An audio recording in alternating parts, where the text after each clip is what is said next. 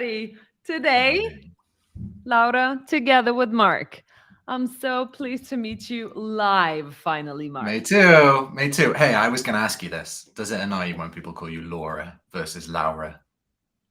No, no, but I really appreciate when people ask. You Like, know what? how do you actually pronounce your name? You know what? I get Mark with a K all the time, which is not actually my name. But the other thing that happens is sometimes, if like someone in Starbucks, for example, says, "What's your name?" I'll say Mark with a C, and every now and again, someone adds the C to the start of the name and spells it with a K at the end. So Mark. Mark. I've actually just stopped telling people my real name, and like I basically never give my real name anymore. I just tell people I'm Lou Reed. I sign documents as Lou Reed, or sometimes Frank Zappa as well. So there you go. That's really cool, especially for some like really serious documents and say, oh, okay. I tell you what, though, it almost backfired on me once. I was at a meeting, like a board meeting, and it was in this big old lawyer's office, really like posh corporate lawyer. And they had like a check-in, check-out system, and I signed my name as Lou Reed. Oh no. We were halfway through the board meeting, there was a fire drill. And I left my badge on the table to go out with everyone else. And I was absolutely terrified that there was going to be somebody walking around the building looking for Lou Reed, and I would be found out finally as a fraud. He's dead.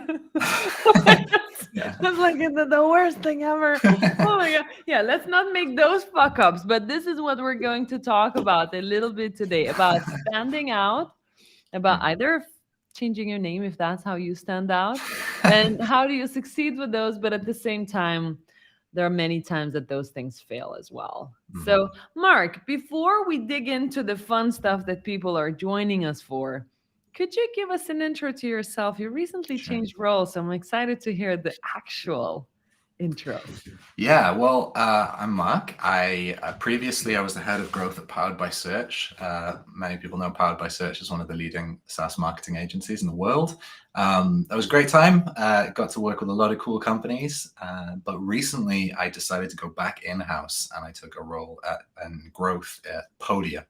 Podia is a platform for people who want to create a course, people who want to own their audience, or more recently, just build a website. So, yeah. It's very relevant for a lot of people who are active on LinkedIn, because everybody has that idea. It's like, oh, should I go solo, part solo, a website, and stuff like that?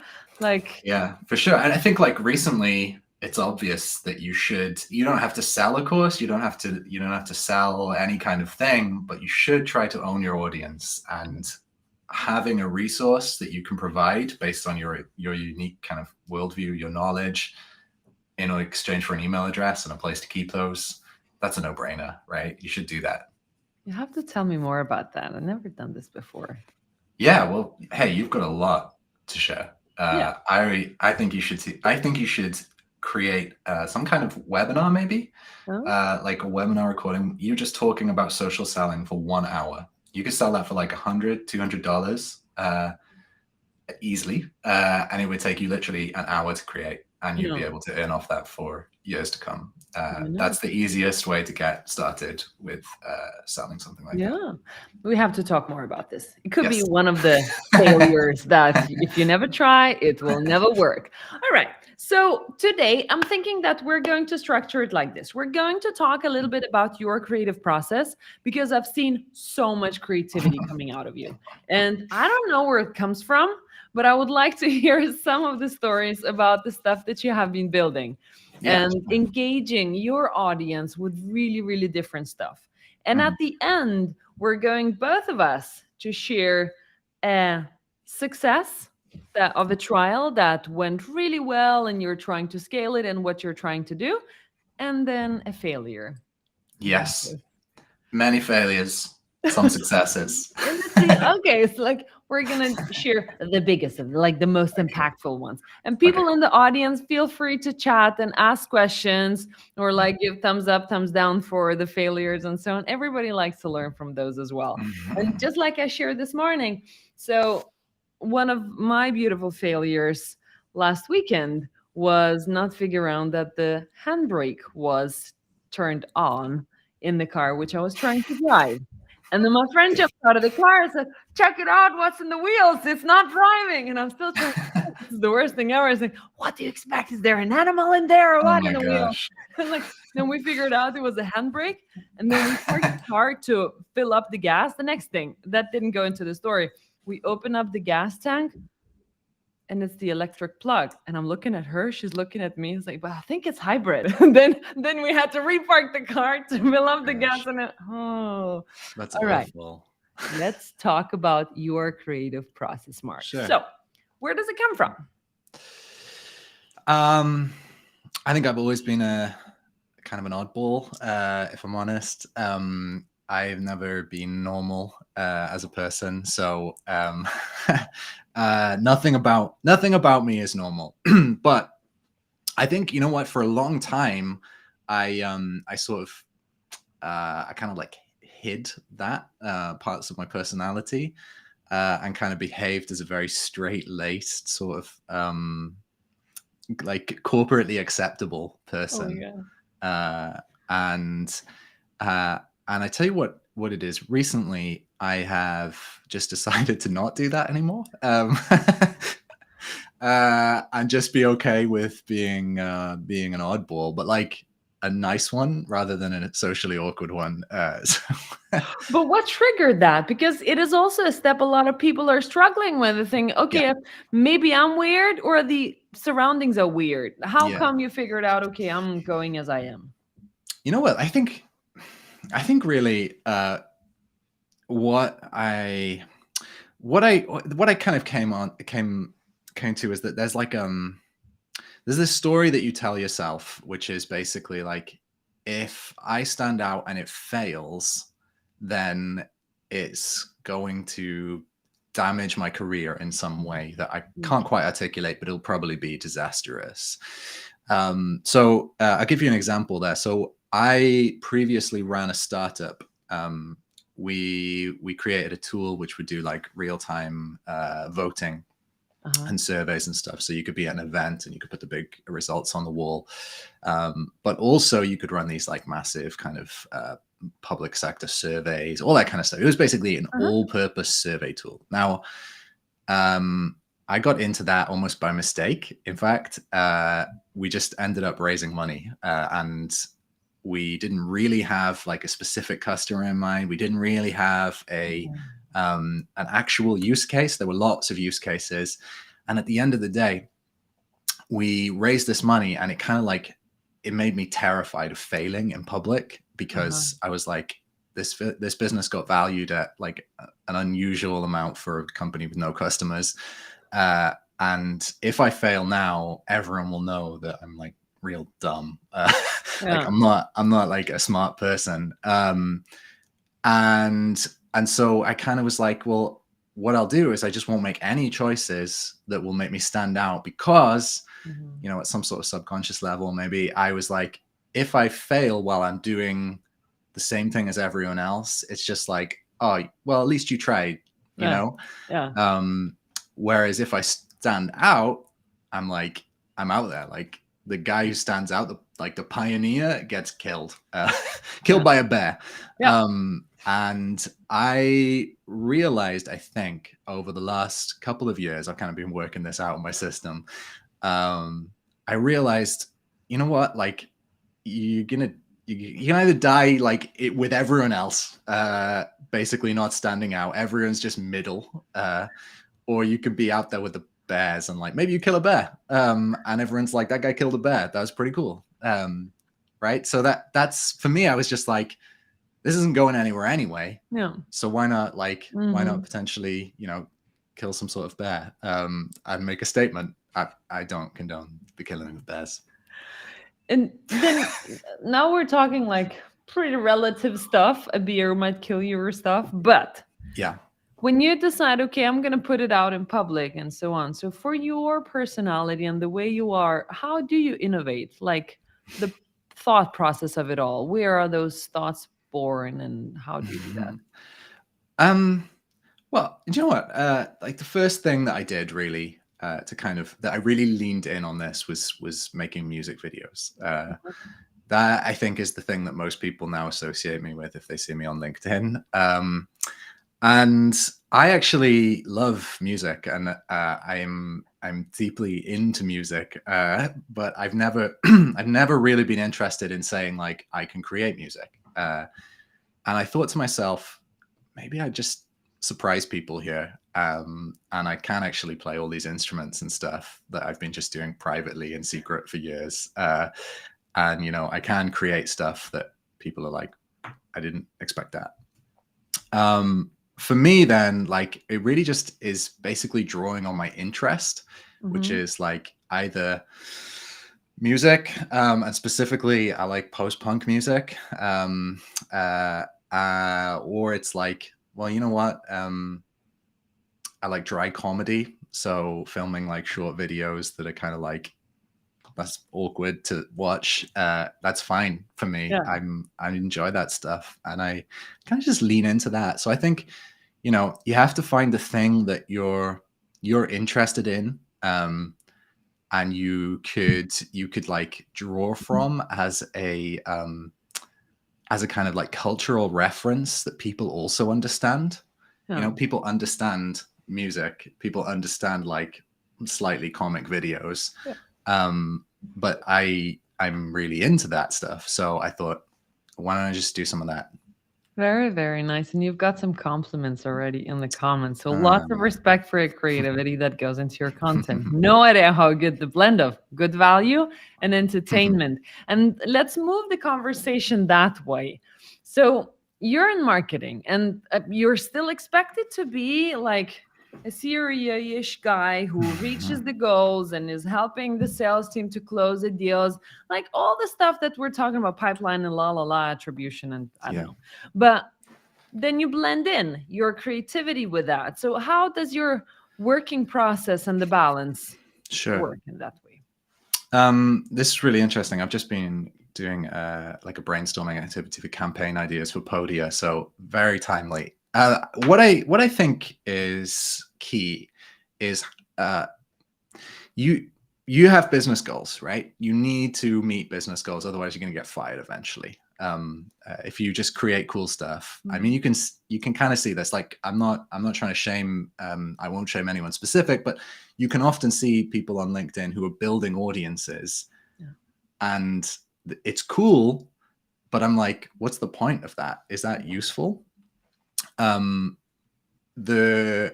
thing here is basically to say, well, look, you can do interesting stuff. You can put it on the internet, but how do you take a business goal and incorporate it into that idea? Now, there's two ways of doing it, I think. The first way is like bottom up. So you go, hey, we need to grow by 5% this month. And then give me 10 creative ideas for how to grow by 5%. Not going to happen realistically. A couple of reasons for that. You're going to run out of steam in terms of like when you don't grow by 5% at the end of the month or quarter or whatever, you're going to be like, well, this didn't work, so we're going to go back to the drawing board and like just invest in SEO or something, which is fine, but it's a red ocean, right? There's a lot of bears out there that are going to kill you. I'll stop talking about bears. The sharks this time. Sharks in the ocean. Yeah, bears can't swim. The top down way, which is the other way, is to go, cool, well, I have a huge idea. How can I make this pay off for the business? So you've got broad ideas about where you need the business to go. Like, we need to grow, we need to acquire more customers. And if you said at that point, like, great, that's as far as I'm going to go, I'm not going to give myself a target at this point. I'm going to say, what are some amazing ideas that I have that I've always wanted to kind of come up with, kind of put out into the world, and then said, how can I align these two things? Now, that process, I think, is one where you have to experiment with a lot of stuff, and you do have to fail. Like, it is true that you will fail and it won't always matter, but the things that hit and kind of resonate with people will land quite significantly both business goals and, personal satisfaction of saying like, I'll create something cool that people actually genuinely love. Yeah, that's really cool. I have an example for that because this really resonates back from how we kicked off social selling, or at least LinkedIn presence at Dream Data. And how did I land doing video? So one of the things is that our CMO, Stefan, well, he knows the numbers, what we need to hit, and how much does LinkedIn matter for organic social. And we're selling an attribution platform. I mean, everybody has to know the word and to like think, okay, these guys or this face and that face, this is what it means. It means attribution. And then he comes over to me and said, okay, now we're getting off with LinkedIn. He's looking at me and said, Laura, dude, you're going on video. And he's like kind of, I don't want to do video, but he knows like, I'm in sales. And it's like, yeah. So, yeah. He's like, do you dare? What do you mean? Like, but in his mind, video means engagement. Video means people will remember the face and the word attribution in the same thing. And then you will continue building up that brand. It's like, let's ride on the wave because people remember this. And since then, since we have tried out to go on video, it's like, okay, this is working. And then a clever man, clever CMO, then he started to do video. After around a year after I was doing this, he started to do product videos. Okay. And those took off. Yeah. People started to see even more of like this stuff in us on video. So kind of big goals, but go try stuff out or get somebody else in the team to try it out. I think your example is really good actually, because I think I first learned about Dream Data because of seeing a video of you running in San Francisco or something like that, and I messaged you and said that like that looks amazing. I'd love to run along the harbor or something. Is it Port Bay? I can't remember what it's called. And then I saw Stefan tweeting about something, and then I saw his video on XYZ topic. And I thought I could try that out in Dream Data. And I think probably though that kind of combination of like has close business value and has long business value, like the kind of affinity, it's effectively the life cycle of like buyer awareness, right? So you're saying like maybe your stuff about kind of personal life is like the unaware, like product unaware, or problem unaware, sorry. And then all the way at the other end is like buyer ready, product aware, right? And that's the stuff that you do when you do those videos, those Loom videos or whatever you're using of you talking over the product and stuff like that. Exactly. Yeah. And let's move more into your examples, Mark, because I know that you have a hard stop at Q2, and that's where we're going to stop this one. If you've got any questions in the audience, feel free to pitch in, and we would love to hear your stories as well. If you've got something to share, how you either succeeded by trying or failed, this is fantastic. Let's move into some of the examples. So Mark, first, we're going to talk about something you've tried out and it worked. You started scaling it. And Sweet. Then we're going to finish it off with something that fall flat. All right. Should we talk? I actually have two examples for this. Yeah, nice. Let's talk about the first one. So when I left my startup, I was feeling pretty flat, and I decided to start speaking to Dev Basu, who's the founder at Powered by Search, about working together. And Dev wanted to explore that. And so what I did was I decided to put together a document about how I would grow Powered by Search. Now, one of the key components of that was about increasing the number of potential touch points that a person could have with Powered by Search's brand every week. At the time, we had a really successful blog over there. People regularly say that they read it whenever they have a question about SaaS, or regularly said that to me. No longer there. But and I was like, that's pretty great, but it doesn't actually get in front of people that often unless they already know about it. So that's effectively the problem, right? Mm-hmm. Now, how do you solve that problem? There's lots of kind of standard ways that you could solve that. For example, just placing paid media, right? Buying paid media and just saying, read our blog. But there's no real reason to do that because everyone else is also doing the same thing. Like all of the other agencies were doing the exact same thing. What I decided to do to try and solve that problem, and this is the creative kind of process, is going like, what's everyone else doing? We're not doing that right now. The better way to solve that problem might be to create more touch points, right? So create more formats. How do you get people to listen to those? Well, you get people to love them. What do people love? What do people enjoy? Well, they enjoy podcasts, for example, and you can take a podcast and you can do it in like 20 different ways. There's 20 different like concepts for shows. You can come up with them real easy, just like right now. Like we could, you're doing one right now in a sense, right?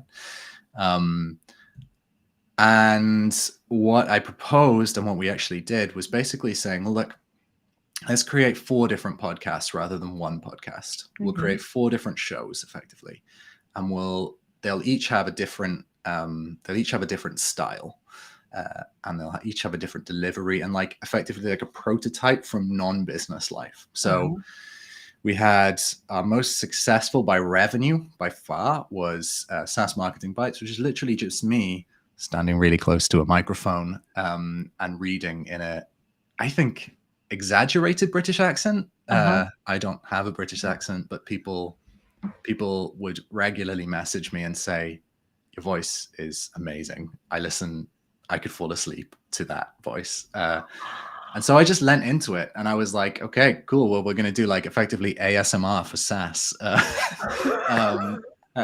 So that was one show that we did, right? People would often message me and say like, I binge listened to all of these episodes and then I booked a meeting with your team, which is wild, right? So there's one. The second show that we launched was basically, it was called Inflection Point, and it was a kind of a take on This American Life, right? If you've ever heard that show, basically it's storytelling, and it responds to this pain point that customers have, which is like, I'm a person who's got targets to hit, but I'm also a person with emotional challenges. And so what I did was I interviewed people who had seen significant inflection points in a SaaS company, so marketing leaders who were actually our target customer. And then I would kind of go, oh, here's what they did to grow, but here is what happened to them as a person and as a kind of an emotional being. And that kind of stuff really, really resonated with the right people. And I think at the end of the day, to kind of go back to your original question at the start of this, how do you kind of get the guts or confidence or whatever to stand out? The only way that you can really do that and find brilliant stuff and actually go off and do it is if you deeply understand the pains and the thoughts that your customer might actually have. And that goes beyond just doing a round of interviews. It's more like, I'm going to be in your life. I'm not creepy here, but I'm going to be watching what you do with the product. I'm going to be seeing what you do on social media. I'm going to be listening to your interviews. I'm going to be like messaging you. And, you get close to your customer and you learn that they're not just trying to grow a SaaS company. They're trying to like live a happy life, or, they cry themselves to sleep at night because they're so stressed or whatever. Like it sounds almost like a joke, but it's incredibly common, right? I mean, it is. Go for it. I would like to add to that. It goes the other way around as well. So they are in your universe life, but you do the other way around. It's like, now I'm thinking, when you listen to those podcasts, you listen to them while running, while walking the dog or stuff like that. It's like, okay, so I'm in your life, but you're in mine. And you Yeah. create that loop of touch points that they just literally remember you. There is a guy called Thomas in here as well, Thomas Nordane. He's saying that Marketing Bites is hands down one of my favorite podcasts. Used to be. And he signed up for a Dream Data trial because of this. Look, we're creating All right, magic. there you Thanks, go. Thomas. You can send me my commission check in the post, Lara. I will do that. I still haven't sent you any commissions just yet, as far as I remember. Huh? Yeah. So this is very interesting for like how it happened out to be a success as Powered by Search. Mhm. You mentioned that you had two examples. Was Yeah. that this one, or Yeah, is that there was someone one. else? Let's talk also about these music videos and why those happened, right? Because a lot of people have asked me that question. So Yeah. if you're watching and you haven't seen that, firstly, where have you been? But secondly, secondly, let me just say, so we got to the start of 2023. And frankly, I personally was having a bad time in terms of growth. I was like, oh my gosh, the SaaS market is plummeting. It is awful. Yeah. Seeing like a lot of churn and also seeing a lot of like just not new demos or trials or whatever. And I was like, this isn't just me, right? It's not just me on my own. Everybody is having a bad time. And we talked about it a lot internally. And actually Dev was on leave. He went on holiday for a break to India. And I was like, not that Dev ever stopped me from doing anything, but I often check ideas, or I checked ideas with Dev to see, hey, what do you think about this? Dev was away. So it was like flying free. That's lucky. No, he was always really he facilitated my creativity a lot. So that was nice. But I was like, okay, everyone's having a bad time. Why don't we pivot all of our messaging away from you could be doing this to grow versus like you're having a bad time, like maybe we try and make you laugh. So I tried some stuff out. I just one day I was looking behind me and I saw my guitar and I was like, I could just write in the next like 10 minutes, I could write a song and just play it directly into my camera and then it'll be like out there. I can't even remember what it was, but people like sort of were like, oh my gosh, this was good. I didn't know you could do this. And I thought to myself, maybe that's kind of like a signal for me. And so I tried a bunch of different versions of that. I try to make people laugh in different ways. I recorded a Zoom call and then put Robert De Niro's scene from the film Heat. It's a very famous scene, if you've seen it, where he's in a diner with Al Pacino, and they're talking about how Al Pacino is going to catch Robert De Niro committing a bank heist. But I was like, actually, you know what? We could cut this up and chop it in a way so that it sounds like Robert De Niro is kind of encouraging me to download a lead magnet that we'd created. And people sort of liked it, but it didn't have the same response. And so I thought, let's go back, let's lean into this music, and we'll create a video that outlines our methodology as a company in a way that you just wouldn't get otherwise. So I just shot a video of myself singing about our company's methodology for working with clients, and it went crazy. So I kept on doing it, and I think that was a really important thing for me personally, because it was like, finally, I feel like I'm out there. People know this is what I am like now. I don't have to hide it anymore. And it was like a moment of self-actualization. So it was a personal success as well as a business success, because we often would get people message to say, oh my gosh, this made me laugh. This like spoke to me, or I love this band and this sounds like it. And so it kind of resonated with them, and they would say like, let's talk about working together. So pretty cool. I can tell you how many times this has come up at Dream Data as well. So Really? you wrote a song about Dream Data too. So that one was totally like everyone's, what? He wrote a song about us too. But we've got another raving fan in waiting here for us and listening in. This is our CEO, Lars, and he is a huge fan as well. So, I mean, we mention you pretty often on the It's nice stuff to that hear. you're doing in terms of your videos, your music, and so on. I think it's amazing the way your mind works.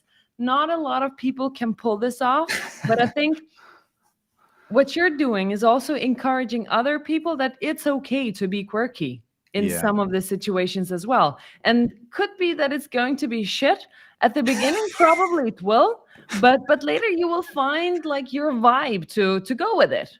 Yeah, for sure. Yeah, you got to try stuff out and see. Like, it's like you're trying on clothes, right? You like, some of it probably looks great, some of it probably looks awful, and especially if you're trying a new style, you're gonna get it wrong sometimes, and you're gonna end up wearing a neckerchief. But sometimes the neckerchief looks good, so who knows? Exactly. Yeah. Exactly. Oh, I could tell you how kids innovate with clothes and various styles. It's beautiful. You gotta do. You gotta Yeah. do it. And then it's much easier to also let go and like be you. Yeah. Not necessarily only at work, because we're all like a little bit robotic at some of the situations, but then loosen up. Like, Oh, it's all right. but what about you, Laura? Tell me about a challenge that you overcame, like, creatively. Yeah, so I think at Dream Data, one of the things that we figured out working is video. And the thing is that I do a lot of video and we know it's working, but it doesn't work for a lot of people as well. It's difficult to put yourself, I'm just putting in a charge. To put yourself out there, like with your tone of voice and so on. So I'm trying to do that extreme once in a while in order to encourage more people just go on video. I mean, I do video biking, and it's a little bit on purpose to like drag attention so people can say, okay, if she can do a video of biking and talking, and of course I cut some stuff out, and sometimes it's like a stupid TikTok, and people also commented, oh, you did a very bad sing. And no shit. Yeah. Like, I don't do TikToks. It's okay if I do a bad sing. But then again, for other people in the team, because we know that video does work as well, maybe next time they will be encouraged to do a product video, just your face, and do a product video so people can start learning about Dream Data. It's okay to be out there. We do videos one-on-one to our prospects. Why not do it to many more people? And by that way, I think this was one of the experiments that definitely worked out to push more video, because people like and enjoy to watch other people speak or fail. Like, Yeah. I wonder when she's going to fall off that bike, huh? For sure. Oh my gosh. Well, there's a video for you, right? Just fall off your bike. Hey, so I have a question about this process for you. My perception is that there is a cultural difference for Scandinavian countries, including Denmark. Denmark Scandinavian? I think it is, yeah. It's pretty much as Scandi as you get. Which is that corporate culture is often like, try not to kind of stand out or put your head above the parapet or whatever. Is that, I mean, how do you think about that in terms of your, firstly, is that true? And secondly, how do you think about that in terms of your target market and your ICP? Very good point. Well, if we take it from the other way around, our ICPs are, most of them are marketers or operations. And even if those were lawyers, they're still people.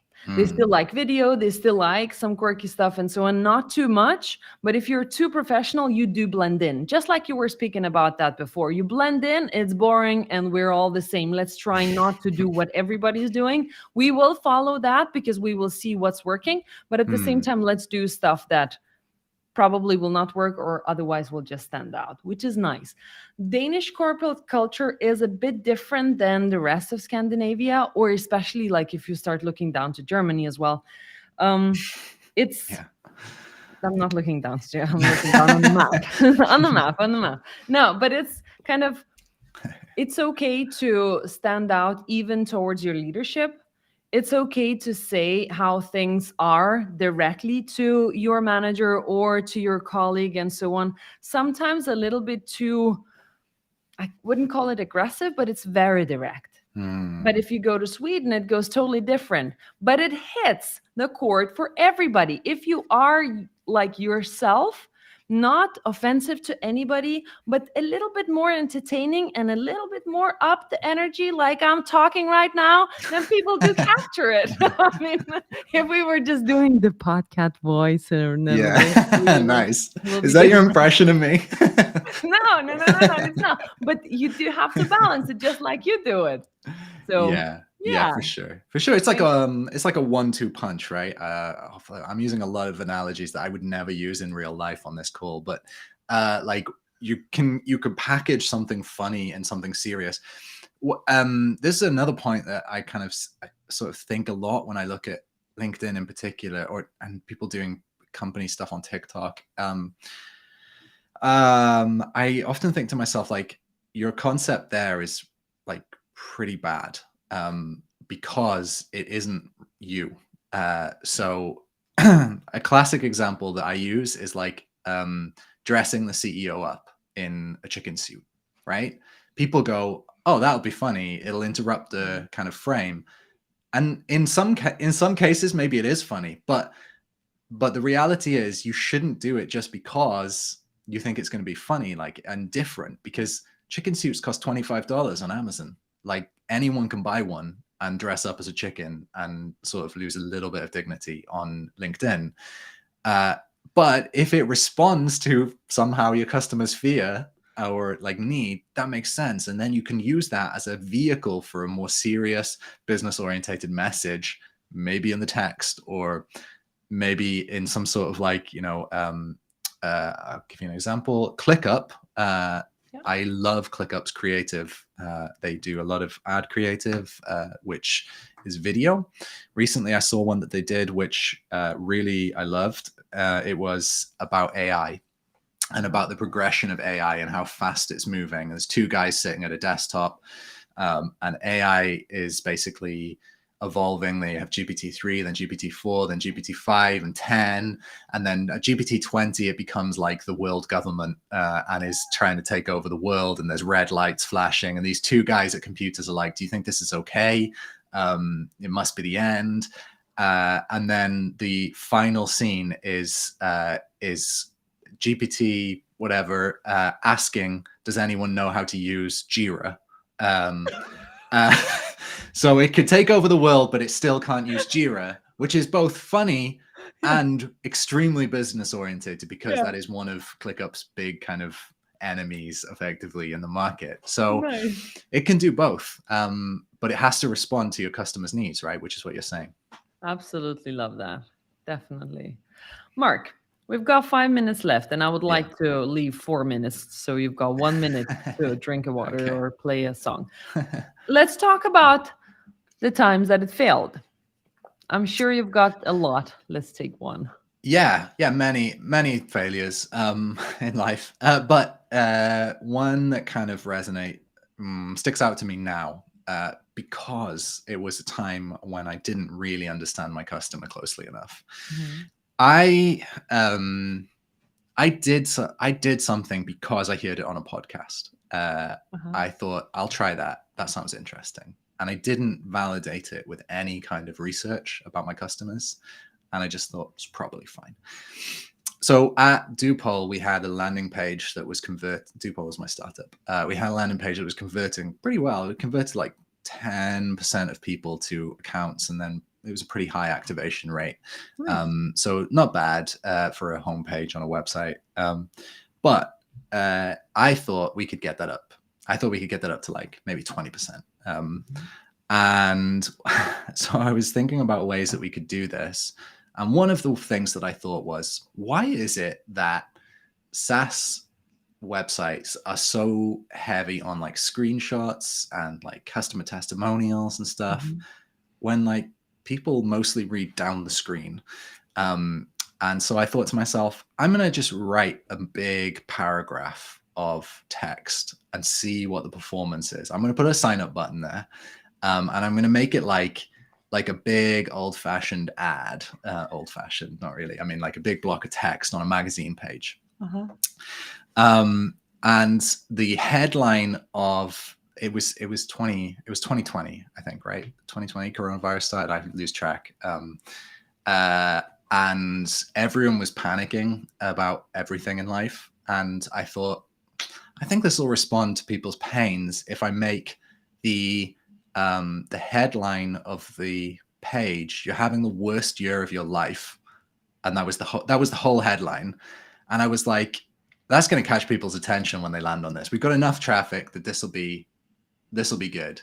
And so we did an A/B test. I put that one live, and it basically said, like, "You're having the worst year of your life," and then the text below it was stuff like, "You shouldn't have a rubbish survey tool like SurveyMonkey as well." SurveyMonkey is actually a great survey tool, it turns out, but I didn't feel like that at the time. So I thought, this is going to crush. Like, it crushes for people selling courses. It crushes for like people building audiences. It's a long form sales page. It's going to crush for me too. It did not crush. In fact, was crushing to see a 0.1% conversion rate on that page. It was just so bad. And I can't, it wasn't like a big public failure because it was a test, but it was a sort of, for me, it was a moment where I was like, hang on, if you're going to do this stuff, it needs to be backed in an understanding of the audience, an understanding of the customer. So that is why one of the reasons why I'm so like, I'm so preachy about getting close to customers and understanding them. Love that. Absolutely. And we're going to finish off with this. Sweet. So Mark, if you've got more stories to share, we're looking forward to hear them on a video, on a song, or in a LinkedIn post for the people who are following. And I'm going to share mine very soon in the future as well. So Mark, thank you so much for attending together with huge fans. Thank you. Thank you. It's very nice to be here.